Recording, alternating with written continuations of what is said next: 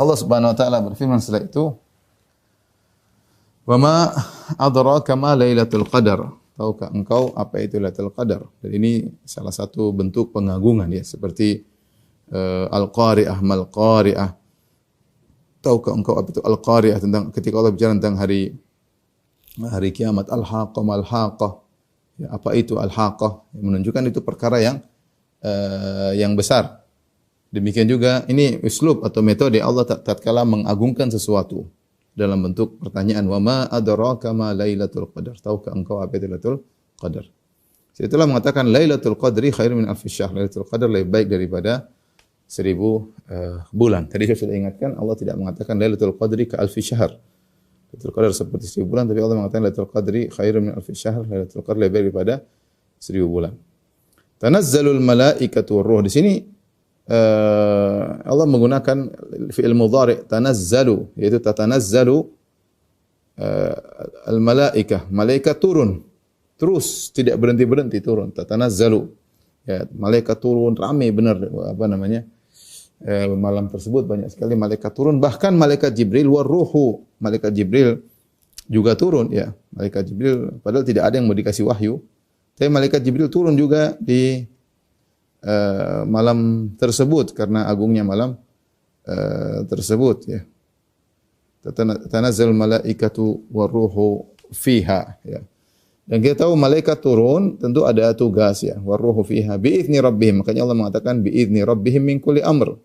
Di mana mereka turun dengan izin Rabb mereka. Min kulli amr karena segala urusan ya. Urusan tersebut adalah urusan kebaikan, untuk membawa kebaikan. Ya, karena malaikat terkadang turun untuk azab ya. Terkadang malaikat turun untuk azab ya. Yauma yarawnal malaikata la busyra yauma idzil lil mujrimin, seperti Allah dalam surat Al-Furqan, ya, mereka melihat malaikat maka tidak ada kebaikan bagi orang-orang mujrim pada hari tersebut. Artinya malaikat turun untuk memberikan azab kepada mereka ya.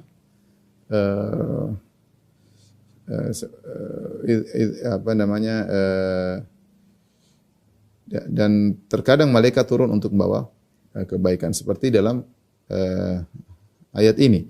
Makanya setelah itu Allah berfirman min kulli amr, yaitu dengan izin Rabb mereka, mereka turun dengan perintah dari Allah Subhanahu wa taala, salamun hiya hatta. Yang mereka bawa adalah keselamatan. Yang mereka bawa adalah keselamatan. Malam tersebut penuh dengan keselamatan, ya. Penuh dengan keselamatan. Ada yang mengatakan malaikat mendatangi orang-orang yang sedang beribadah, kemudian mereka mengucapkan salam. Cuma kita enggak bisa melihat malaikat-malaikat tersebut. Dan inilah kebiasaan mereka, para malaikat, sampai nanti di surga.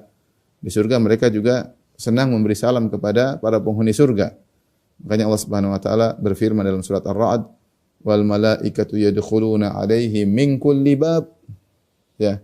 Salamun 'alaikum bima sabartum fa ni'ma uqbad dar. Dalam surat Ar-Ra'd kata Allah Subhanahu wa taala, dan malaikat masuk menemui penghuni surga dari setiap pintu. Salamun alaikum bima sabartum. Mereka mengucapkan keselamatan atas kalian wahai para penghuni surga karena kesabaran mereka. Karena kesabaran kalian masuk surga. Tapi malaikat mengucapkan salam ya kepada para penghuni surga di surga. Demikian juga di bumi mereka juga memberi salam. Salam kepada orang-orang yang sedang rajin beribadah di malam tersebut. Ya, sedang rajin beribadah di malam tersebut. Makanya mereka mengucapkan salam keselamatan. Mereka masuk ke masjid-masjid, masuk ke rumah-rumah, orang-orang yang sedang beribadah di malam tersebut diucapkan salam. Hanya saja mereka tidak bisa mendengar perkataan malaikat karena malaikat tidak terlihat. Kemudian kata Allah Subhanahu wa taala, hiya hatta, keselamatan terus memenuhi malam tersebut, yaitu dari terbenam matahari di malam tersebut, hiya hatta matla'il fajar, sampai terbit fajar. Di sini ada dua pendapat di kalangan para ulama tentang firman Allah hatta matla'il fajar, sampai terbit fajar. Hingga terbit fajar. Nah, apakah terbit fajar ini masuk dalam Lailatul Qadar ataukah terbit fajar merupakan titik terakhir sehingga setelah terbit fajar sudah ada enggak Lailatul Qadar? Sebenarnya mengatakan setelah terbit fajar selesai Lailatul Qadar. Karena namanya malam itu adalah dari terbenam matahari sampai terbit fajar, itulah malam yang sungguhnya. Ketika terbit fajar sudah tidak disebut dengan malam lagi. Ini pendapat. Sebagian ulama berpendapat tidak. Sebagian ulama berpendapat bahwa seperti Tahir bin Asyur, dia berpendapat bahwasanya hatta di sini ma'al ghayah. Jadi yang merupakan ujung juga ikut masuk. Jadi hatta matla'il fajar, jadi Lailatul Qadar itu berkesinambungan kontinu sampai termasuk matla'il fajar. Jadi orang salat subuh dia masih dalam suasana Lailatul Qadar. Ya. Maka jangan sampai meninggalkan salat subuh di malam tersebut ya. Makanya sebagian orang mengatakan siapa yang salat Isya berjamaah dia telah mendapatkan Lailatul Qadar. Sebagian ulama mengatakan demikian karena di antara ibadah yang agung di malam tersebut adalah salat Isya berjamaah. Ya. Kita tahu ibadah yang paling dicintai oleh Allah yang Allah wajibkan. Jangan sampai seorang semangat yang sunnah kemudian ternyata yang wajibnya tidak dia perhatikan. Termasuk sebagaimana pendapat sebagian ulama, salat subuh berjamaah di malam tersebut juga termasuk penutup dari Lailatul Qadar. Sementara mayoritas ulama berpendapat tidak. Begitu adzan subuh selesai Lailatul Qadar. Wallahu a'lam bishawab. Ini dua pendapat di kalangan para ulama. Inilah memberi gambaran kepada kita tentang malam Lailatul Qadar. Di mana malam tersebut dipersaksikan oleh para malaikat mendatangi orang-orang mengucapkan salam kepada mereka. Malam tersebut isinya penuh dengan kebaikan dan ibadah di malam tersebut lebih baik pada 1000 bulan. Saya sering menganalogikakan ini secara sederhana saja, tentunya tidak seperti ini tapi kita sekedar untuk logika sederhana saja. Seandainya Lailatul Qadar dari terbenam matahari sampai terbit fajar adalah 10 jam, ya misalnya 10 jam. Ya. Seperti sekarang, contohnya kita azan maghrib kurang lebih jam 6 ya, di Jakarta. Kemudian azan subuh kira-kira setengah 5.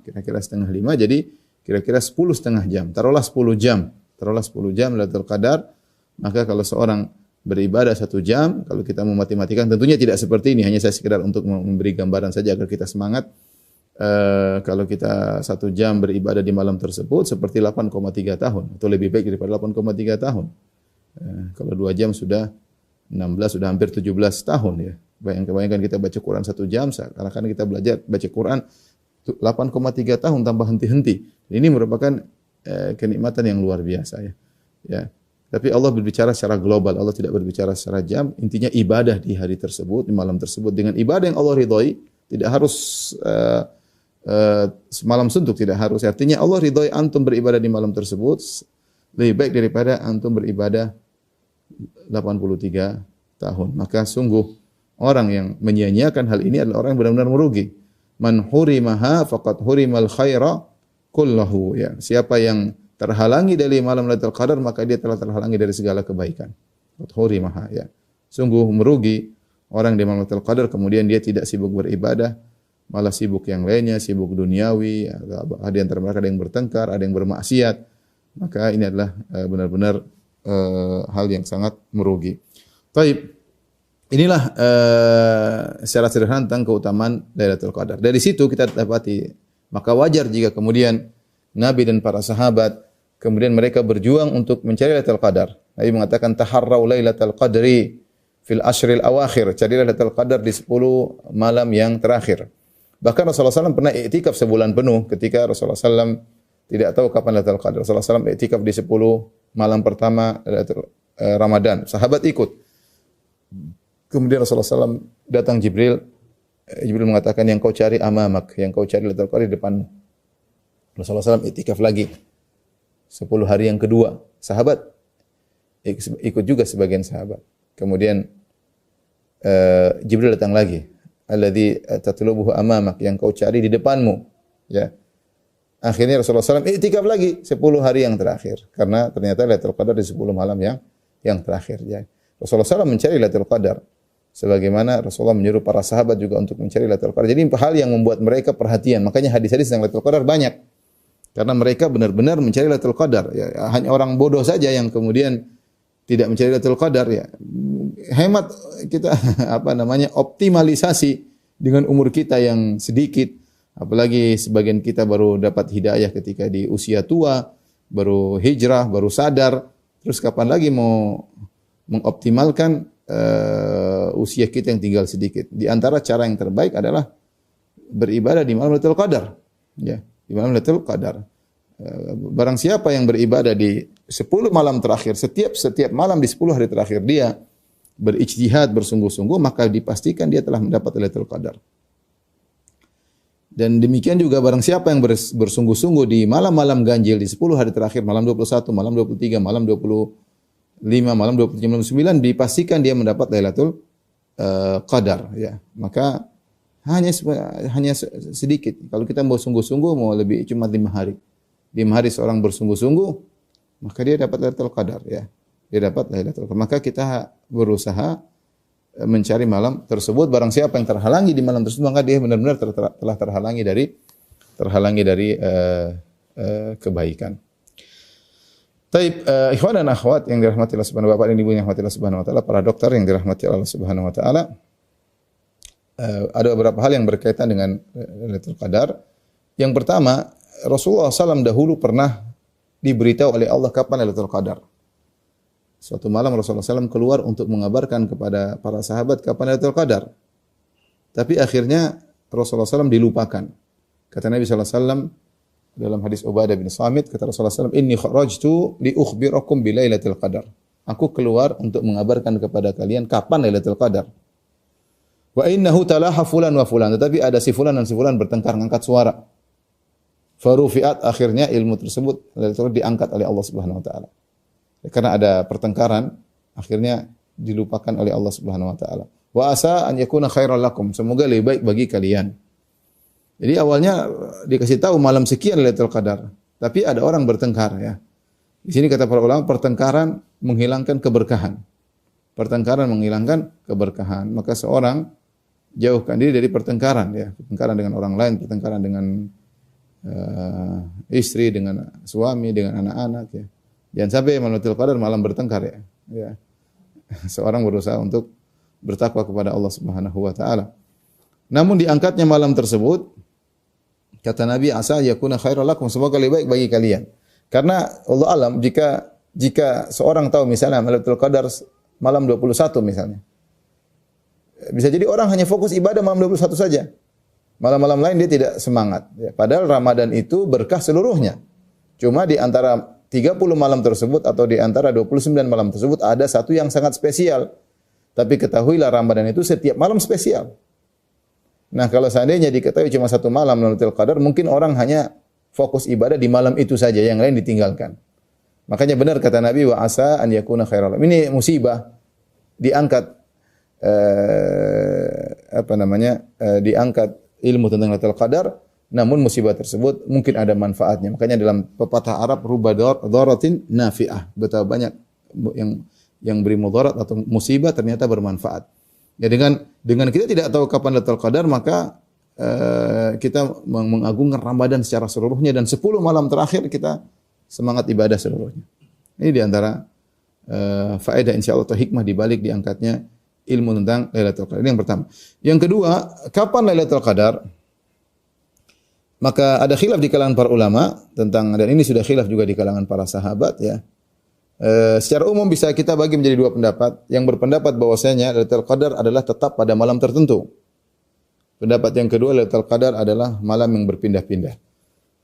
Malam yang berpindah-pindah. Ini pendapat yang tentu ada pendapat yang lain juga, tapi ini di antara pendapat yang paling kuat adalah Lailatul Qadar menetap pada satu malam tertentu di antara 10 malam terakhir.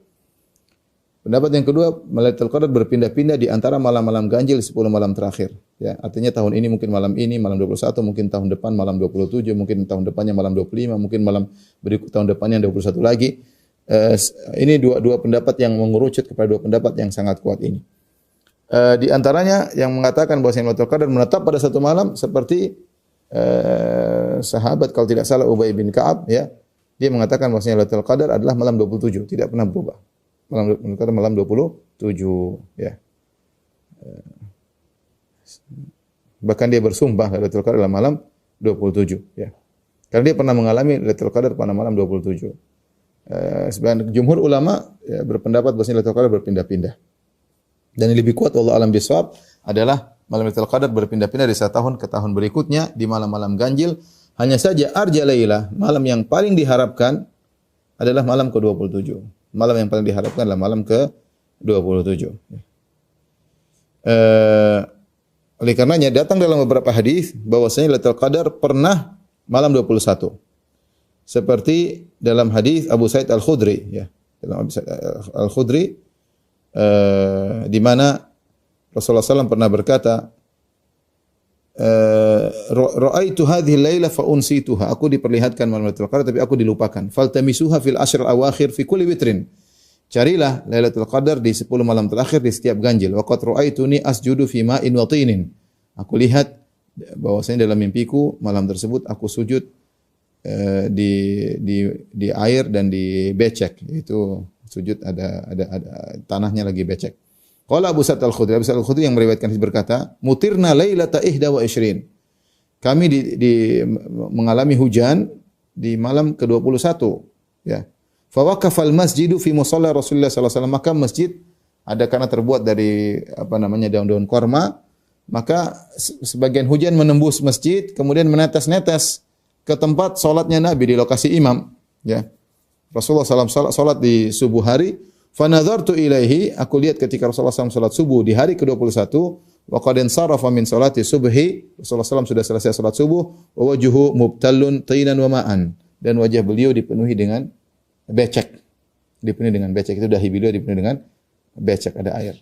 Jadi ini dalil bahwasanya pernah terjadi Lailatul Qadar di zaman Nabi pada malam 21 berdasarkan hadis Abi Sa'id Al-Khudri radhiyallahu taala anhu, dan hujan. Lailatul Qadar ternyata hujan.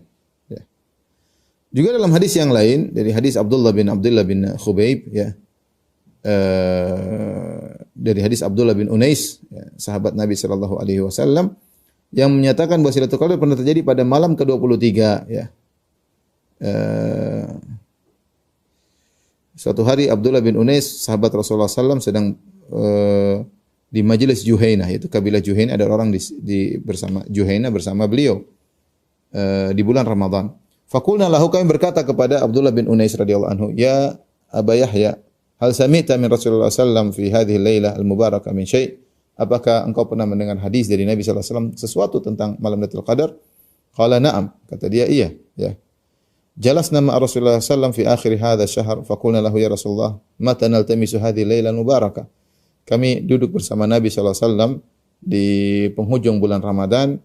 Kemudian kami bertanya, ya Rasulullah, kapan kami cari malam tersebut? Ya. Kata Rasulullah SAW, iltamisuha hadhi laila, carilah di malam ini. Malam ini cari. Wa dzalika masa'a lailati 23. Ketika itu malam ke-23. Ketika malam Rasulullah tahun itu mengatakan carilah malam ini. Malam ke-23. Jadi ini menguatkan bahwasanya pernah terjadi di malam ke-23. Rasulullah suruh cari malam tersebut. Demikian juga pernah terjadi di zaman Nabi SAW, Lailatul Qadar malam 27. Sebagian dari hadis dari Ubay bin Ka'ab, beliau berkata, wallahi inni la a'lamuha, sungguh aku tahu kapan Lailatul Qadar. Wa aktsaru ilmi hiya al-lailatul lati amarana Rasulullah SAW biqiyamiha, yaitu malam yang di mana Rasulullah SAW suruh kita serius di malam tersebut untuk menghidupkannya. Hiya lailatu 27, yaitu malam ke-27. Ya. Ya. Kemudian juga ada dalil bahwasanya Lailatul Qadar di malam terakhir. Dari Muawiyah bin Abi Sufyan, dia berkata, qala Rasulullah SAW, iltamisu Lailatul Qadar fi akhir lailah. Carilah malam Lailatul Qadar di malam yang terakhir, itu malam 29. Itu malam 29. Jadi kita lihat hadis-hadis ternyata pernah terjadi malam 21, pernah terjadi malam 23, pernah terjadi pada malam 27, dan Rasulullah pernah suruh cari malam 29. Dari sinilah yang menjadikan para ulama menguatkan bahwasanya Lailatul Qadar itu berpindah-pindah dari satu tahun ke tahun yang lainnya. Hikmah yang Allah kehendaki agar orang semua semangat di 10 malam yang terakhir. Ya, karena 10 malam terakhir semuanya mulia, cuma di antaranya ada yang sangat mulia. Ya, dari Ramadan semuanya mulia. Yang paling mulia di antara Ramadan 10 malam terakhir. Di antara 10 malam terakhir paling mulia adalah Lailatul Qadar. Jadi kalau kita bikin himpunan, ya, Ramadan mulia, di antara setahun Ramadan yang mulia, kemudian di dalam bulan Ramadan ada 10 hari terakhir. Dalam 10 hari terakhir ada satu malam sangat spesial, yaitu malam Lailatul Qadar. Ya, jadi seorang berusaha untuk beribadah di 10 malam terakhir, terutama malam-malam ganjil di malam tersebut, maka niscaya dia akan mendapatkan Lailatul Qadar.